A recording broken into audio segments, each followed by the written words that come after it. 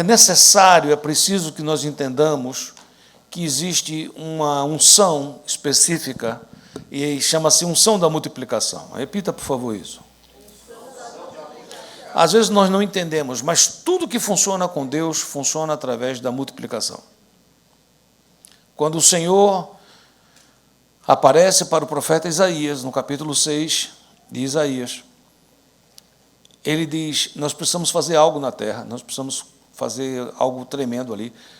E os anjos, arcanjos, querubins, serafins, estão dizendo que a terra está cheia da glória do Senhor. Isaías, que está ali, não acha isso. Isaías acha que a terra do Senhor está completamente cheia de injustiça, imoralidade e corrupção. E ele está dizendo, mas nós queremos transferir essa glória para a sua vida. Deus está dizendo a você hoje, eu quero transferir a minha glória para a tua casa. Eu quero transferir minha glória para a tua vida, quero transferir minha glória para a tua empresa, para o teu trabalho. Você está dizendo, mas lá eu não tenho glória, lá eu tenho luta, tenho batalha. Ele está dizendo, então, mas é preciso que você entenda que eu quero fazer isso. E você pode dizer, então faça, Senhor. E ele diz, mas a quem enviarei? Quem há de ir por nós?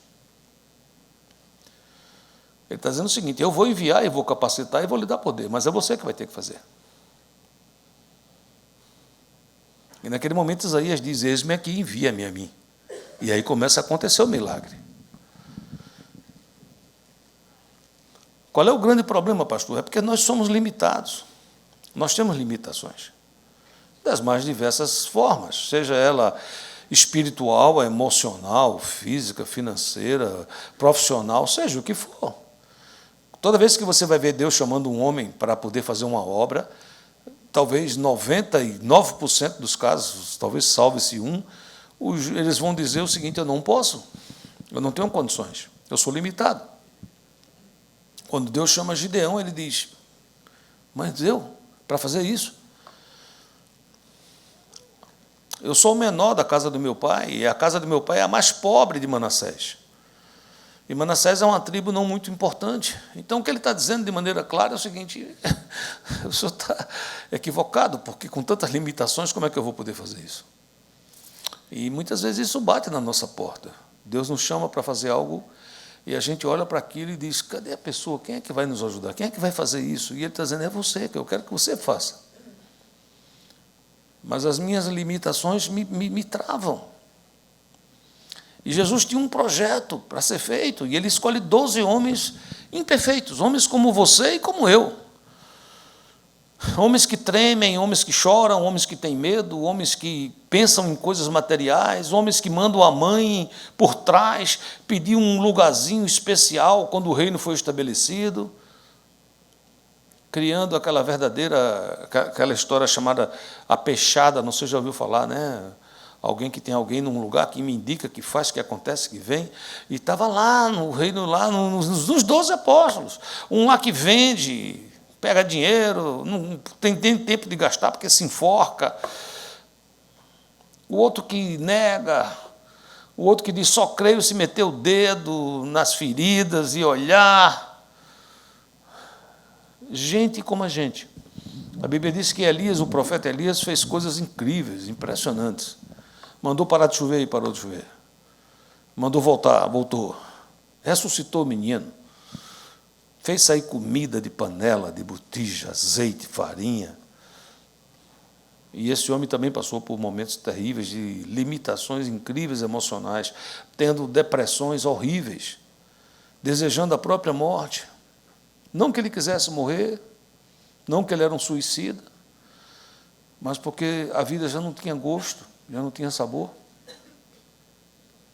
E Deus diz, é você que eu quero usar. É você que eu quero usar. Deus está dizendo isso a nós hoje aqui, eu quero usar você.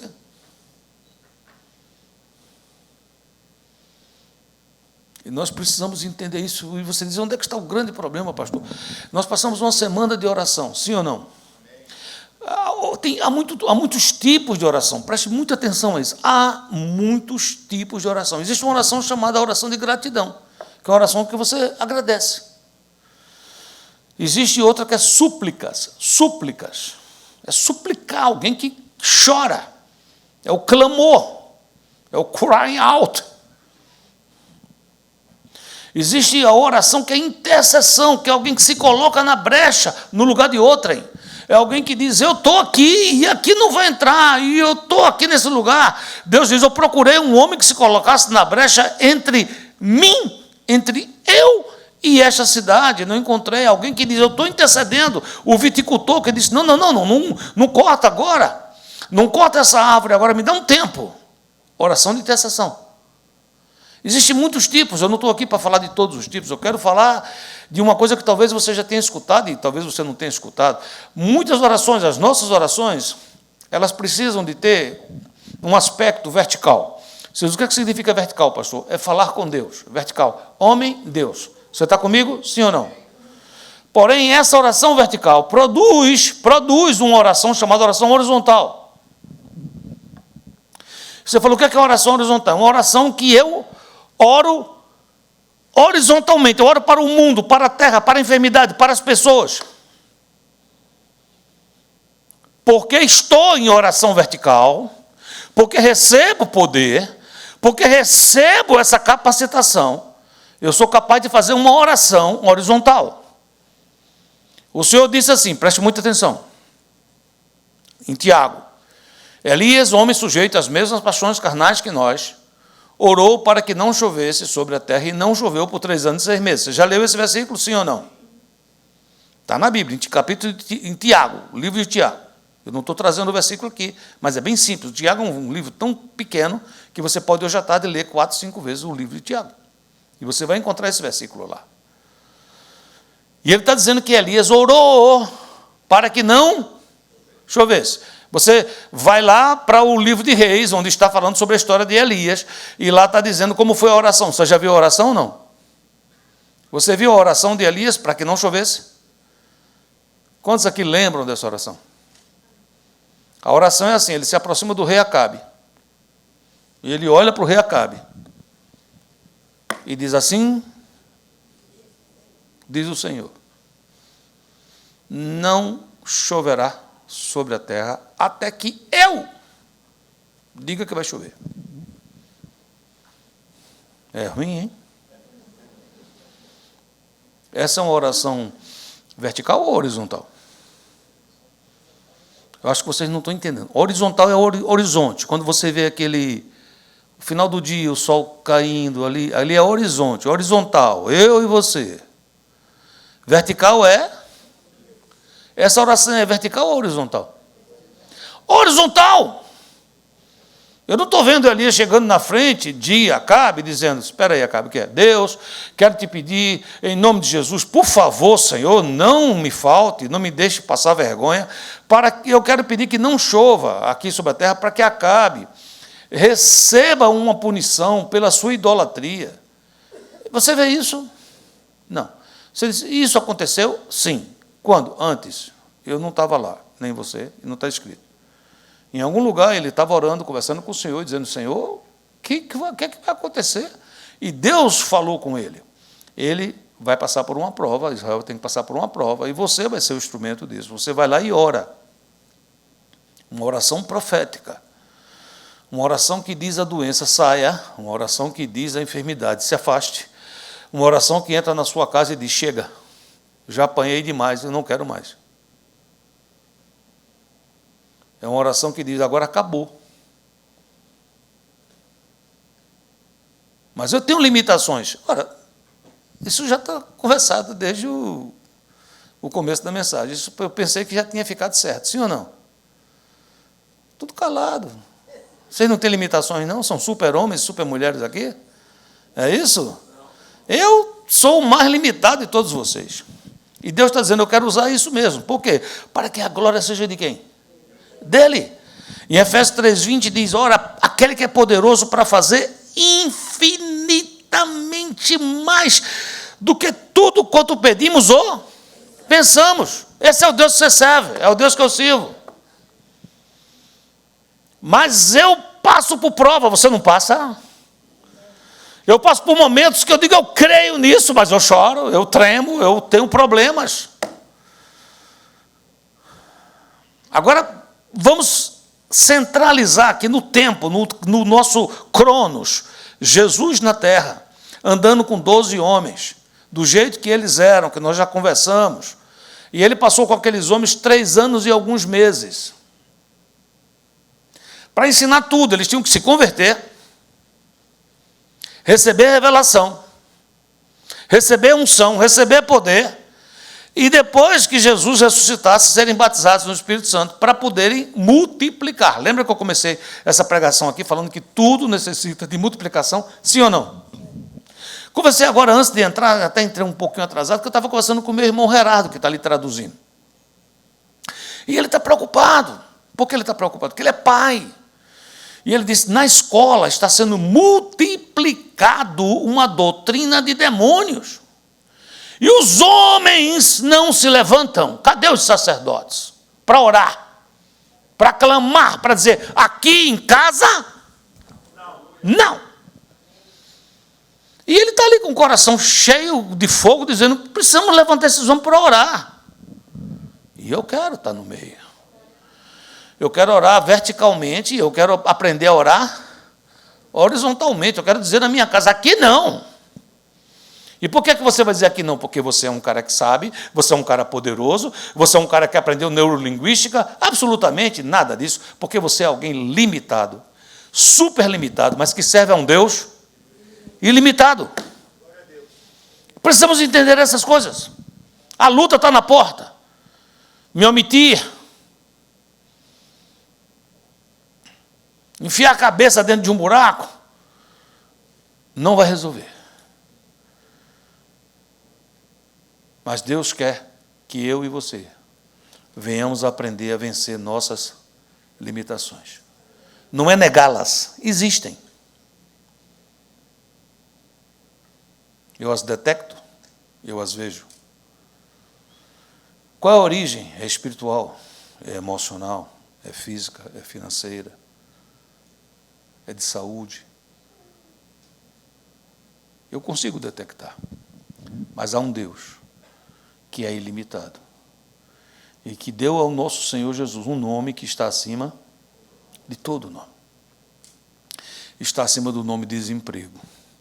Está acima do nome não tenho papéis. Está acima do nome meu casamento está destruído. Está acima de qualquer nome, qualquer doença, qualquer enfermidade. O Senhor Jesus precisava que aqueles homens aprendessem a multiplicar. Você entende o que eu estou falando, sim ou não?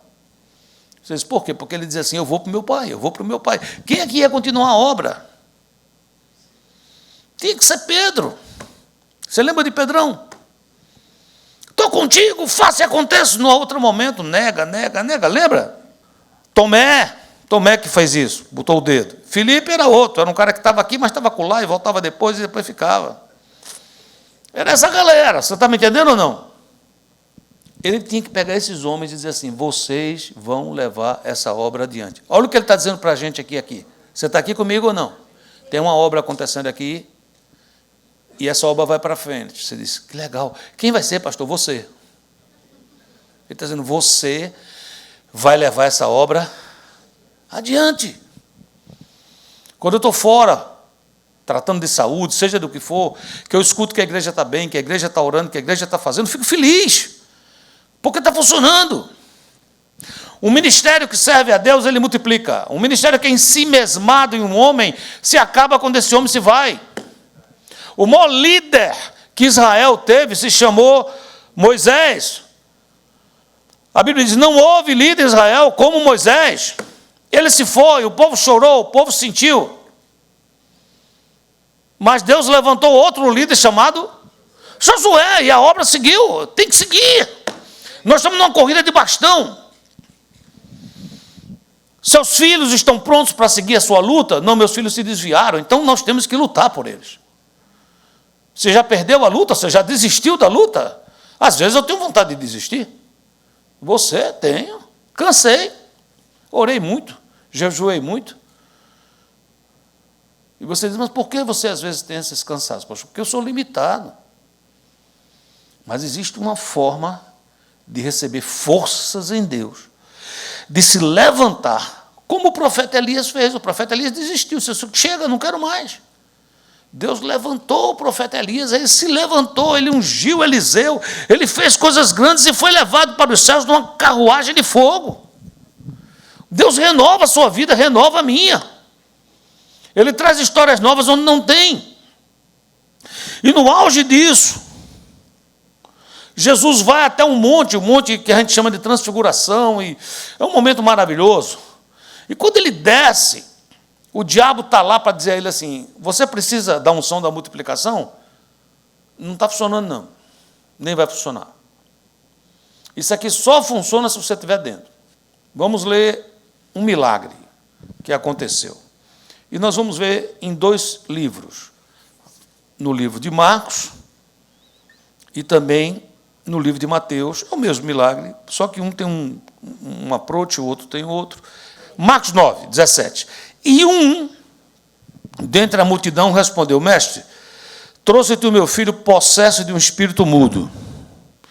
E este, onde quer que o apanha, lança-o por terra, e ele espuma, rilha os dentes e vai definhando.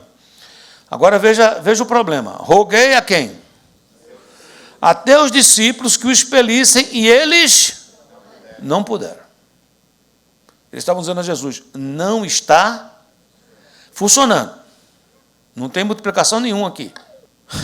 Então Jesus lhes disse: ó geração incrédula, até quando estarei convosco? Jesus estava dizendo: quanto tempo mais vai necessitar para vocês aprenderem? Estou indo embora. Até quando vos sofrerei? E aí ele pede para que traga a pessoa, traga o menino. Trazei-mo. E trouxeram-lhe. Quando ele viu a Jesus, o espírito imediatamente o agitou com violência. Caindo ele por terra, revolvia-se espumando. Perguntou Jesus ao pai do menino: há quanto tempo isso lhe sucede? Desde a infância, respondeu. E muitas vezes o tem lançado no fogo, na água, para o matar. Mas se tu podes alguma coisa, tem compaixão de nós e ajuda-nos. Ao que lhe respondeu Jesus: se podes, tudo é possível ao que crê. Veja bem, ele falou assim: Jesus, se tu podes alguma coisa, não foi isso ou não? Jesus falou o quê? Se podes. O problema não é meu não, meu querido. É teu. Se podes. Você acha que eu vou ficar ferido porque você disse se podes alguma coisa? Isso aí é um assunto que eu nem falo contigo, porque eu não é que eu posso. Está lá em Efésios 3:20. Ele tem poder para fazer? Esse não é o ponto aqui. O problema é se você pode. Mas onde é que está o lance aí? Porque eu sou limitado, sim, mas tudo é possível. A limitação acaba quando crê. Imediatamente, o pai de menino exclamou com lágrimas: eu creio. Ajuda-me na minha falta de fé. Vendo Jesus que a multidão concorria, repreendeu o espírito imundo, dizendo-lhe: espírito mudo e surdo, eu te ordeno, sai deste jovem e nunca mais tornes a ele. E ele, clamando e agitando muito, saiu, deixando-o como se estivesse morto, a ponto de muitos dizerem: morreu. Mas Jesus, tomando pela mão, o ergueu, ele se levantou. Quando entrou em casa, os seus discípulos perguntaram em particular: por que não podemos nós expulsá-lo? Os discípulos disseram: o que foi que aconteceu? Por que nós ficamos limitados? Então Jesus disse: essa caixa não pode sair senão como? Por quê? Oração e jejum. Vamos ver no outro texto o mesmo milagre. Mateus 17:14. Quando chegaram para junto à multidão, aproximou-se dele um homem que se ajoelhou e disse: Senhor, compadece de meu filho, porque é lunático, sofre muito, pois muitas vezes cai no fogo e outras muitas na água. Apresentei-o a teus discípulos, mas eles não puderam curá-lo.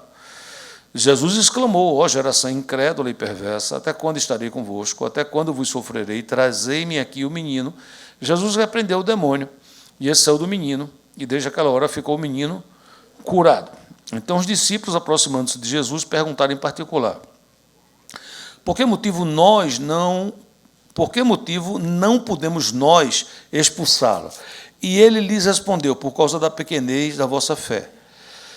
Pois de verdade vos digo que se tiverdes fé como um grão de mostarda, direis a este monte: passa daqui para acolá, e ele passará, nada vos será impossível. Mesmo texto, mesmo milagre. Você está aqui comigo? Quando eles perguntaram por que a gente não pôde fazer isso, ele disse: essa caixa só sai com jejum e oração. No outro texto, disse: é por causa da falta de fé. Então nós temos 3 elementos e eu creio que os 3 funcionários, os 3 estavam lá. Um dos autores levantou mais o jejum e oração, e o outro a fé, e a gente vai entender isso aqui hoje. Você está ávido para entender? Então, querido, presta muita atenção. Primeira coisa importante, você tem limitações, eu tenho limitações, e nós temos um consolo. E você fala, qual é o consolo? Os discípulos de Jesus tinham limitações. Então, se eles, que eram eles, que começaram toda essa história, tinham limitações, me dá um certo consolo. Não sei se você sente isso. Porque ele está dizendo aqui, olha, eu apresentei até os discípulos, mas eles não puderam curá-lo. Do jeito que eles tinham, nós também temos limitações. Cada homem de Deus teve limitações e sofreu com essas limitações. A palavra Baltzar, em hebraico, quer dizer ser impedido de inacessibilidade, dificuldade de acesso, impedir o acesso, dificultar a execução de algo que eu quero fazer, mas quando eu tento, eu não consigo. Não é que eu não queira, é que não posso. Deus tinha promessa na vida de José, na vida de Paulo, na vida de Elias, na vida de Daniel, todas essas pessoas. Mas José, queridos, jovem, adolescente, foi vendido pelos seus irmãos, limitando violentamente seus sonhos. Daniel, Sadraque, Mesaque, Abednego, meninos nobres. O país é invadido, eles são levados como escravos para a Babilônia. Limitações. Paulo tinha um espinho na carne, que os bofeteava. A Bíblia fala de um juiz chamado Jefté, um homem de valor, um homem de muito valor. Está lá nos Heróis da Fé. Mas a Bíblia diz que ele era filho de uma prostituta. E que isso foi uma limitação para ele. Ele foi marginalizado, foi descriminalizado por causa disso. Você tem limitações? Não me diga. Diga você quais são as suas. Nós precisamos nos consolar, entendendo que Deus, quando comprou você, Deus, quando me comprou, Ele já sabia o que estava comprando. Você entendeu ou não? Às vezes a gente vai comprar um carro usado e a gente fica com medo que aquele carro usado seja uma caixinha de surpresa. Né? Você compra o carrinho bonitinho, lavadinho, polidinho, você está andando com ele, né? Feliz, né? Aí quando você menos espera, ele tucu, tucu, tucu. Parei. O que foi que houve? Não sei. É uma surpresa. Chama o mecânico diz, tem que trocar a rebimboca da parafuseta. Você diz, meu Deus, e agora? Como será? Né? Nada, normal, $2.200, bota aí. Então, né? Não foi assim com Deus. Deus, quando comprou você, Deus, quando olhou para você, Ele disse, eu sei tudinho que Ele tem, eu sei tudinho que ela tem. Conheço as falhas, as virtudes, eu conheço tudo. Então, Deus sabia o que estava comprando. Quando Deus me comprou, Ele olhou para mim e disse, esse menino vai longe, eu vou fazer coisas com ele maravilhosas, ele vai viajar por aí pregando, mas o menininho para dar trabalho, viu? Ele já sabia. Ele já disse, olha, isso tem umas coisas para ajeitar, mas ele já sabia, você entendeu ou não? Então, eu sou limitado, mas Deus é o quê? Ilimitado. Essa que é a beleza do cristianismo. É Cristo em nós, que traz esperança de glória. Sabe, queridos, Gênesis 18, 14a diz assim, acaso para o Senhor a coisa é demasiadamente difícil? Pensa numa coisa difícil aí. Você acha que isso para Deus é difícil? A Bíblia está perguntando, questionando. Já li hoje, já repeti, Efésios 3, 20, dizendo, aquele que é poderoso para fazer infinitamente mais do que tudo quanto pedimos ou pensamos. Você pensa num negócio, Deus é poderoso para fazer infinitamente mais. Lucas 1,37, porque para Deus não haverá impossíveis em todas as suas promessas. Então, esse Deus ilimitado, vivendo aqui em carne na pessoa do seu Filho Jesus, quando anda com seus discípulos, e ver seus discípulos serem vencidos pelas limitações. Não é o problema deles terem limitações, eles serem vencidos, ele se entristece. Ele diz: ó geração incrédula, até quando eu vou conseguir suportar vocês? Quando ele fala suportar, não é na ideia da gente ter um amigo chato, que a gente diz: rapaz, eu vou ter que suportar esse cara até quando aqui? Eu vou já dar as contas dele. Não é isso. Suportar é no sentido de dar suporte. É o pneu que fura. E tem uma ferramentazinha que a gente chama no Brasil de macaco. Ele está dizendo assim: até quando eu vou ter que ser o macaco? Jesus está dizendo: até quando eu vou ter que levantar você para trocar o pneu, para você seguir viagem? Até quando eu vou ter que servir para você de um suporte, de uma muleta? Ele está dizendo: já é tempo de você andar com suas próprias pernas. Não podemos continuar, queridos. Se meu discipulador não estiver no meu pé do ouvido, no meu cangote, toda hora falando, eu vou fazer as coisas erradas. Não pode ser assim. Até quando eu vou ter que suportar? Você tem que ser alguém que tem um compromisso, um pacto com Deus direto. É isso que ele está fazendo para eles. Porque nós temos que entender assim, a palavra diz em Efésios 3, 20, parte A: ora, aquele que é poderoso para fazer infinitamente mais do que tudo que pedimos ou pensamos. Aqui está ok? Deus é poderoso para fazer o quê? Mas não, o versículo não termina aí. Ele diz assim: conforme o seu poder que opera em nós. O Deus ilimitado, com o seu poder ilimitado, quando chega em mim, é limitado por mim, conforme o seu poder que opera em nós. Ou seja, o limite não está em Deus, mas está em mim, está em nós. Tem vários exemplos na palavra que o mover de Deus acontece na hora que alguém se abre, sai da sua caixinha, sai da sua zona de conforto e diz: eu quero. Em Atos 14, havia alguém enfermo. E no versículo 9, este ouviu falar Paulo, que fixando nele os olhos, e vendo que tinha fé para ser curado, disse em voz alta: levanta-te direito sobre os teus pés, e ele saltou e andou. O que foi que fez Paulo dizer levanta? Foi o discernimento que naquela pessoa havia o quê? Fé. O que é que significa isso? O Deus ilimitado encontrou uma pessoa que abriu o espaço para o não limite, para não limitações, conforme o seu poder que opera em nós. Minhas palavras limitam, meus pensamentos limitam. Eu digo: eu nunca vou ser curado, eu nunca vou ser isso, eu nunca vou ser feliz, eu nunca serei aquilo, eu já sei que eu nasci para isso. Eu sou aquela pessoa que quando o meu pão cai, já cai com o lado da manteiga para baixo, entendeu? Então, se você crê nisso, querido, você vai receber isso. Mas não é Deus que escolheu isso para você. Deus te ama. Você tem um Deus que pode fazer qualquer coisa. Eu tenho esse Deus. Mas muitas vezes eu o limito com minhas lutas, meus medos. Às vezes crises hormonais. Seja o que for.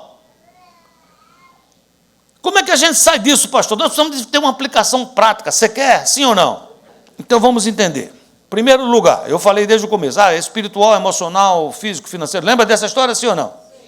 Jesus está dizendo que há certas coisas que você tem que entender, que o fundamento é espiritual. Se você não crê nisso, tem um problema na sua vida como cristão. Há muitos anos atrás eu disse num encontro de pastores que a diferença do cristianismo para qualquer outro tipo de movimento ou religião é a oração. E eles riram de mim. Eles disseram: todas as religiões oram. Tem rezas, tem orações. E eu disse: não como cristão. Não é um mantra. Não é dizer coisas. A oração de alguém que começa a orar, pode ser com 1 minuto por dia, depois 10 minutos, depois a vida toda, depois orar sem cessar.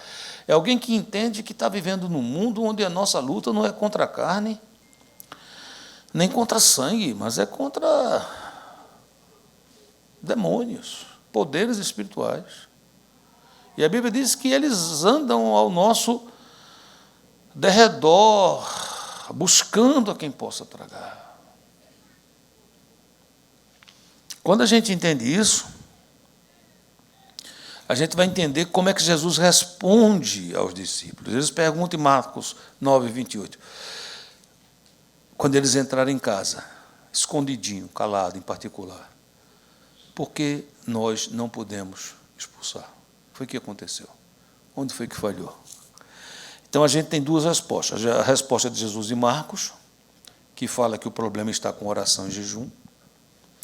E nós temos a resposta de Jesus em Mateus, quando ele fala que o problema é fé. Então vamos entender que Jesus disse ambas as coisas. Marcos registrou que era preciso fazer oração e jejum, e Mateus registrou o fator determinante para vencer o problema, problemas impossíveis, que é fé. A ideia que eu entendo é o seguinte, presta muita atenção para você não perder isso aqui, tá? Jejum e oração devem produzir fé. Quem resolve a parada é fé. Mas como é que eu vou ter fé? Se você escutar a palavra, você tem fé. Sim. Mas como é que eu escuto a palavra? Entrando num ouvido e saindo no outro? Não, ele está dizendo o seguinte, jejum e oração necessariamente vão produzir uma vida que tenha fé. E essa fé vai me ajudar a vencer minhas limitações humanas. Vamos entender melhor, então, o passo de oração e jejum. A gente passou uma semana agora. Quando a gente fala em oração, nós entendemos, é vir aqui, é orar, é clamar, é interceder, é suplicar. A gente, às vezes, não entende muito bem que oração estamos fazendo, não importa. O importante é você falar e deixar que o Senhor te escute e você mesmo se escutar e chegar a um ponto de você escutar a Deus. Amém. Jejum, a gente sabe que é a ausência de alguma coisa, que às vezes nos dá a prazer e a gente quer sofrer. Deus nunca pediu isso. Eu quero fazer um jejum, certo? Então, o que é que você vai tirar? Ai, meu Deus, o que eu mais gosto é de sobremesa. Então, eu vou passar 15 dias sem comer doce. Porque é sacrifício. Para uns é sacrifício. Você diz, se fosse para você, para mim não teria sacrifício nenhum, porque eu não gosto de sobremesa. Eu gosto de comida. Entendeu? Mas tem gente que é formiga, quer açúcar. Você entendeu?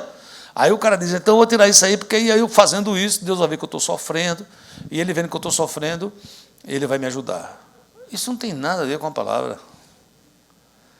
Que Deus é esse que gosta que você suba 200, 400, 500 degraus de escada de joelho, para chegar lá em cima com seus joelhos sangrando, e você dizendo, veja o que eu fiz pelo Senhor. Ele nunca pediu isso. A palavra diz, sacrifício você não quer, porque se quisesse eu te daria. É um coração quebrantado, contrito. Como é que é jejum? Isaías 58 nos dá uma boa ideia, versículo 3. E dizendo, por que jejuamos nós e tu não atentas para isso? Ele está dizendo, por que jejuamos nós e tu não atentas para isso? Por que eu deixei de ver Netflix e o senhor não fez nada? Por que eu passei uma semana sem acessar redes sociais? O senhor não fez nada. Porque afligimos nossa alma e tu não o levas em conta. Eis que no dia em que jejuais, cuidai dos vossos próprios interesses e exigis que se faça todo o vosso trabalho. Seria este o jejum que escolhi? Que o homem um dia aflige a sua alma, incline sua cabeça como junco, e estenda debaixo de si pano de saco e cinza? Chamarias tu a isto jejum e dia aceitável ao Senhor? Está dizendo, eu escolhi isso? Jejum é eu me abstenho de algumas coisas para estar livre para outra. Eu me abstenho de coisas que tiram minha atenção para que eu tenha atenção total para Deus. Eu deixo de fazer coisas que me distraem para que eu tenha meu coração completamente livre para adorar a Deus. Aí olha o que é que ele continua dizendo. Porventura, não é este o jejum que escolhi, que soltes as ligaduras da impiedade, desfaças as ataduras da servidão, deixes livres os oprimidos e despedaces todo o jugo? Opa, que jejum diferente, não é? Ele está dizendo, o jejum que eu escolhi é que você seja um libertador, que você se levante, deixe de ficar perdendo tempo com essas coisas, deixe de ficar intertido ou entretido com essas coisas, e que você fixe os seus olhos na missão que eu lhe chamei. Você é um libertador. Você é alguém para quebrar prisões. Esse é o jejum que me agrada. É quando você deixa de cuidar dos seus próprios interesses e você começa a amar seu irmão. Versículo 8. Então romperá a tua luz como a alva. Alva é o amanhecer. Quantos aqui fazem, talvez alguns já fazem há muito tempo, mas quantos já lembram de ver o amanhecer, o dia que está nascendo assim, o sol levantando? É bonito, sim ou não? Principalmente para alguém que passou algumas horas, logo no começo da manhã, no escuro, chorando, entristecido, preocupado, e de repente aquela luz começa a subir, e a gente lembra daquele versículo que diz, pode a tristeza durar toda uma noite, mas a alegria vem pela manhã. Ele está dizendo, então romperá a tua luz como a manhã, como o amanhecer, como a alva, a tua cura brotará sem detença, ninguém vai deter, a tua justiça irá diante de ti, e a glória do Senhor será a tua retaguarda. Imagina que pessoa, na frente vai ser o quê? Justiça, Deus julgando toda a injustiça da minha vida, e a glória do Senhor vai ser a minha retaguarda. Estou muito feliz, sim ou não? Que mais? Que mais? Então clamarás. Essa é a hora que eu posso clamar. E o Senhor te responderás. Gritarás por socorro, e Ele dirá, eu estou aqui, meu filho, está tudo bem, eis-me aqui. Se tirares do meio de ti o jugo, o dedo que ameaça, o falar injurioso. Sabe, queridos, é tão bonito isso, porque o jejum não pode ser terceirizado. O jejum é para cada um de nós fazer. Entende ou não? Às vezes eu, como pastor, muita gente terceiriza o jejum. Pastor, eu queria que o senhor orasse e jejuasse por mim. Se eu ouvisse essas pessoas, eu hoje seria uma pessoa magrinha. Que eles não querem de qualquer jejum, eles querem que eu deixe de comer mesmo, para que ele seja bem sucedido. Mas não dá, o jejum tem que ser para cada um, não sei se você está me entendendo. Você não pode jejuar pela sua esposa e orar por ela? Posso, mas o jejum que realmente vai fazer diferença na vida dela é quando ela orar e jejuar, e eu orar e jejuar. A oração deve me levar a ouvir a voz de Deus. No começo eu não escuto a voz de Deus, só escuto a minha. Eu falo, e tem um silêncio perturbador do outro lado. É que eu não entendo que quando eu estou falando, Deus está falando por mim. Eu estou falando coisas que eu nem sabia que ia falar. Deus já está falando através da minha boca. O início da oração, o começo da oração é me escutar. É ouvir o que eu estou dizendo. É um processo que a psicanálise, psicólogos, eu não vou dizer roubaram, emprestaram, de Deus. Quer escutar alguém para que alguém fale, para que ele se escute. Se você perguntar a pessoas que fazem análise, a maioria delas chega para conversar com um psicólogo ou psicanalista e não sabe o que vai dizer, acha que não vai dizer nada, mas eu vou ter uma sessão aqui de 50 minutos, eu não sei o que dizer. E quando você menos espera, a pessoa diz, olha, seu tempo acabou, a pessoa falou pelos cotovelos. E o psicólogo lá, e o psicanalista, não falou nada quase. Você fica com raiva, eu vou pagar para você ficar só calado aí. Mas é porque você falou, não sei se você está me entendendo. Deus é o psicólogo dos psicólogos, o psicanalista dos psicanalistas. Quando ele se encontra com o nosso querido profeta Elias, ele fala, Elias. Elias fala. Diz, agora vem para fora, procura a minha face. Fala de novo. Elias fala. Você lembra disso ou não lembra? Então, o primeiro processo de oração é fale. Tenha medo não, que um raio não vai cair na tua cabeça, não. Diz tudo. Fiquei sozinho. Só eu fiquei dos profetas do Senhor. O resto tudo se entregaram a Baal. O que é que Elias estava dizendo?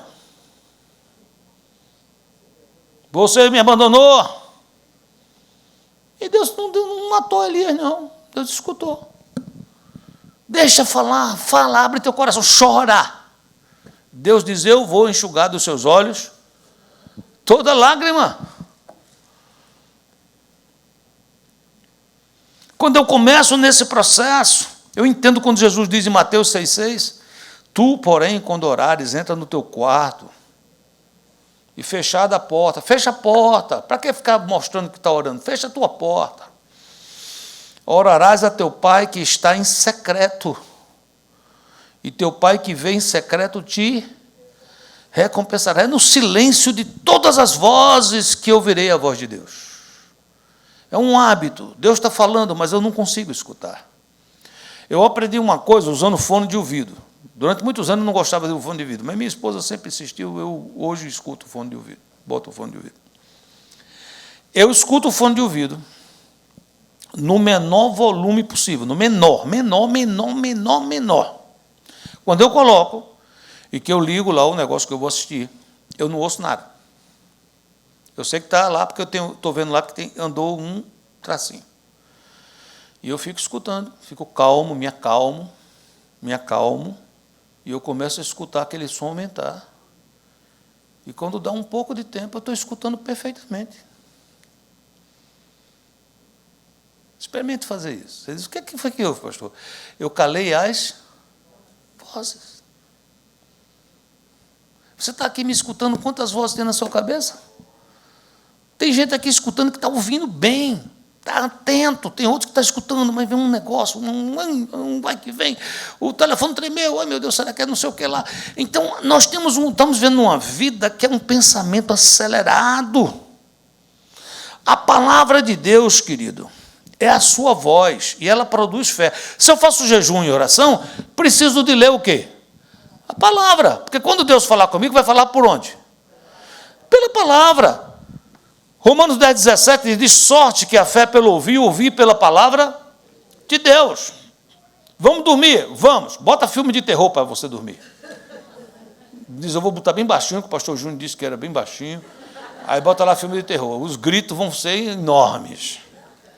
Eu acho que você não vai ter uma noite muito tranquila. Mas, se eu gasto tempo escutando a palavra de Deus, aqui está dizendo que ela produz uma coisa chamada fé. É preciso eu passar a olhar, observar isso. O que é que eu estou escutando?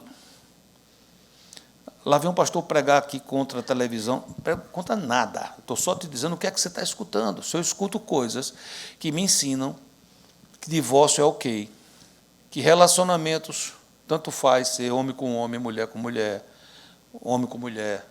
homem com jacaré, não importa. Eu estou oferecendo os meus ouvidos para um tipo de meditação que não produz fé em Deus, mas produz fé em outras coisas. Você vai escutar muitas pessoas assim, eu acho, eu creio e eu penso. Por que ele acha, ele crê e ele pensa? Porque ele ouviu e ele ouviu e ele ouviu. Esse é o princípio da meditação. Eu estava um dia desse escutando uma pessoa que eu acho que eu não sei se ele é um médico, um psicólogo, é alguém que tem um site dizendo, não minta para mim. Ele consegue, pelo rosto da pessoa, ver se a pessoa está mentindo ou não. Pelo menos assim ele diz.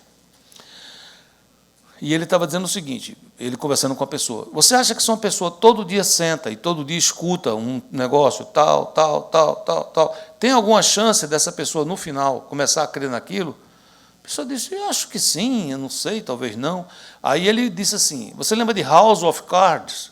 Ele se lembra. Você assistiu? Assisti. Aí ele diz um nome, porque eu não assisti, não sei dizer para vocês, se não diria. Ele disse, fulano de tal, você torceu por ele?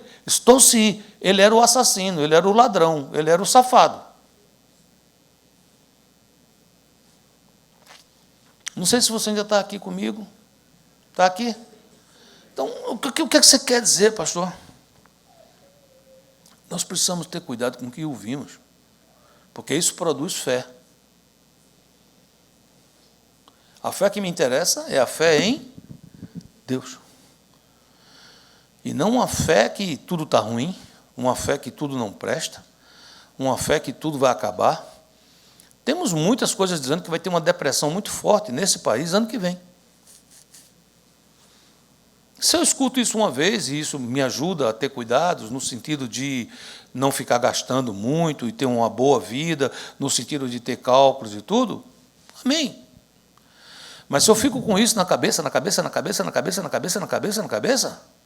isso me faz lembrar de um livro que eu li há muitos anos atrás, não lembro agora do título, não sei se era Gerente Minuto ou algum nome assim, em que falava de um homem que ele dominava as esquinas de Nova York vendendo cachorro-quente. E vendendo cachorro-quente, ele mandou seu filho para a universidade. E o seu filho voltou lá de Harvard, um campeão de economia. E ele disse, venha trabalhar comigo. Agora é que nós vamos montar aqui uma rede enorme. Tinha muitas, ele tinha 100, 200 barracas de cachorro-quente, todo que era esquina, o pessoal amava aquela coisa. E o filho chegou e disse, olha, eu vim da faculdade e nós estamos sabendo que vai ter uma depressão. E ao contrário, nós não vamos expandir agora, nós vamos enxugar. E o menino começou a fechar as barraquinhas de cachorro-quente, e foi fechando as barraquinhas, e foi fechando as barraquinhas. Eu acho que você já sabe o final. Faliu. Ele deu ouvidos de maneira ininterrupta a uma pregação negativa. Você tem uma pregação positiva que chama-se a palavra de Deus. Lá tem tudo. Lá fala como ser um bom marido, uma boa esposa, um bom filho, um bom pai, um bom profissional, um bom chefe. Lá ensina tudo. Tudo. Para ter uma vida próspera, para andar com o Senhor. E eu fico vendo dancinha do TikTok. Você diz, o que é que vai acontecer? Eu vou ficar tiktoketeado. Hebreus 4,2 diz, porque também a nós foram anunciadas as boas novas, como se deu com eles. Aqui está dizendo assim, também a nós foi anunciadas as boas novas. Sim ou não? Mas ele compara, diz, do mesmo jeito que aconteceu com aquele grupo, ok?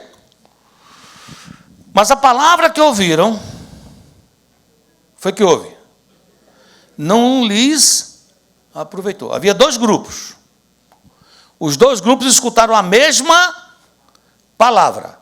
Um grupo cresceu, um grupo floresceu, um grupo caminhou, um grupo venceu limitações, mas o outro não adiantou nada.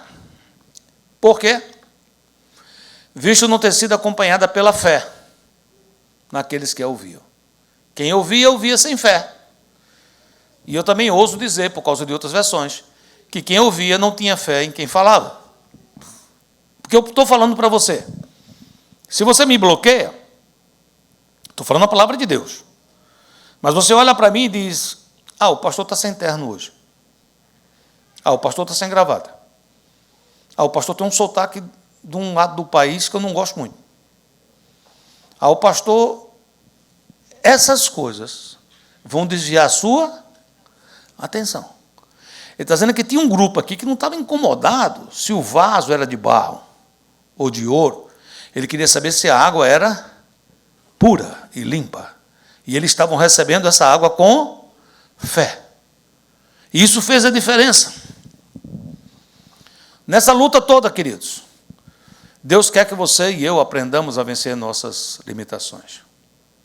E nós vamos ser provados. A Bíblia diz que nós vamos ser provados.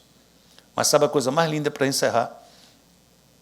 Nós podemos contar com a intercessão do Senhor nas lutas espirituais. Nas batalhas, Deus sabe que você é frágil, e Deus sabe que eu sou frágil. E Ele não vai estar do nosso lado para nos acusar, Ele vai estar do nosso lado para o quê? Interceder por nós.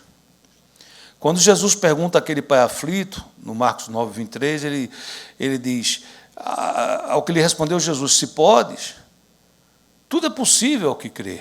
E ele responde, no 24, e imediatamente o pai do menino exclamou com lágrimas, eu creio. Amém? Mas olha que coisa linda, ele diz, eu creio. Mas aí ele pensa, eu me conheço, eu sei que amanhã eu vou ficar meio duvidoso. Aí ele diz, ajuda-me na minha falta de fé. E aí, há muito tempo eu fiquei pensando, mas ele crê ou não crê? Quer dizer, eu creio, ajuda-me na minha falta. Alguém que tem falta de fé, na minha concepção, não crê. Mas Jesus não repreende esse homem. Jesus repreendeu os discípulos, mas não repreende esse homem. Diz, por que não repreende esse homem? Porque ele conhece a sua luta e a minha luta. Quando eu digo eu creio, quando esse homem disse eu creio, ele estava dizendo assim, eu creio.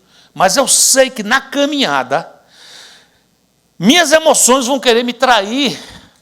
Eu sei que quando eu sair desse culto, eu sei que amanhã, quando eu entrar no meu trabalho, eu sei que quando eu começar a caminhar, eu vou escutar a palavra do pastor Joaquim Júnior falando no meu ouvido, rebombando e me fazendo querer ser mais que vencedor, mas ao mesmo tempo, as circunstâncias vão me dizer, não está funcionando. E ele está dizendo, eu creio, mas eu vou ser provado. Eu te peço só uma coisa, Jesus, ajuda-me na minha falta de fé. No outro trecho, no outro texto, quando Jesus fala com um dos seus discípulos, ele diz o que é que ele vai fazer quando isso acontecer, em Lucas 22, 32. Eu, porém, roguei por ti, para que a tua fé não desfaleça. Eu, porém, orei por ti, para que a tua fé não desfaleça. Você não vai sair daqui hoje sozinho. Esse Deus que tudo pode, vai sair com você. E ele diz, tu, pois, quando te converteres, fortalece os teus irmãos. Jesus está falando com uma pessoa frágil, com uma pessoa que vai passar por lutas, e ele dá um segredo maravilhoso. Você quer ouvir o segredo para a gente terminar essa mensagem hoje aqui? Sim ou não? Eu sou limitado, ele é ilimitado, eu creio, eu entro para quebrar barreiras, para romper limites, amém? Ele me ajuda, amém? Mas onde é que está a manutenção, pastor? Fortalece os teus irmãos. Fica aqui comigo, está comigo aqui? Responda assim, eu quero aprender, vou ouvir, quero aprender mais, vou estudar, quero aprender mais ainda, vou viver, quero aprender tudo, vou ensinar. Esse é o processo. Esse é o processo. Eu recebo, eu ouço, eu estudo, eu vivo e eu começo a passar para fortalecer o meu irmão. E quando isso acontece, se cumpre na minha vida e na sua vida, Filipenses 4, 13. Eu sou completamente limitado, mas posso tudo naquele que me fortalece. Que a palavra do Senhor venha sobre nossos corações, que o Senhor te abençoe poderosamente. Pai amado, em nome de Jesus, nós oramos neste momento, clamando ao Senhor, meu Deus. Nós sabemos quantos irmãos e irmãs estão aqui nesse momento, ou estão nos ouvindo, que passam por lutas, que talvez já escutaram tantas vezes no seu coração, você não pode, eu não posso, eu não consigo. Mas hoje temos sido positivamente confrontados com a tua palavra que diz, Deus pode, nada é impossível para o Senhor. E nós cremos nisso. E em Ti, Senhor, nós ousamos dizer que podemos tudo em Ti que nos fortalece. Abençoa cada vida, cada alma, cada pessoa que está aqui. Pedimos isso no nome acima de todo nome, Jesus Cristo. E o povo de Deus diz...